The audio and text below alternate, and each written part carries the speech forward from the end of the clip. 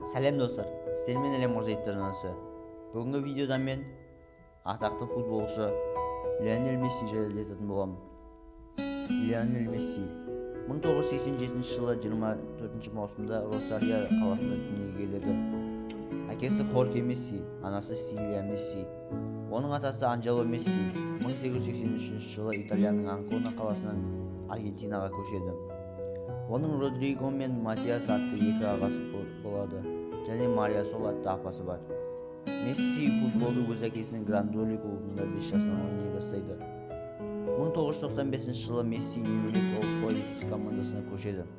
11 жасында Лионельге соматропин, яғни өсу гормоны жетіспеушілігі диагнозы қойылады.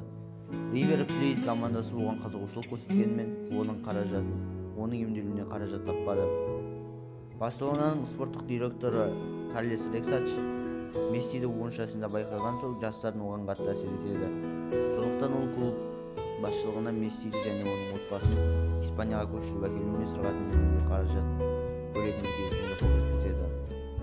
Содан бері Месси Барселонаның жасөспірімдер құрамында ойнай бастайды. Футбол ойнауды 7 жастан бастаған Лионель өз шаһарының Олд Бойз клубында өнер көрсете бастады. 2000 және 2003 жылдар арасында 13 жасынан бастап Барселонаның жасөспірімдер командаларында ойнады. Жалпы 37 ойында ол 30 гол соғады.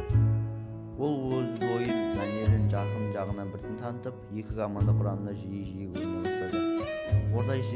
Орташа есеппен Месси командада әрбір ойын сайын бір гол соғып тұрады.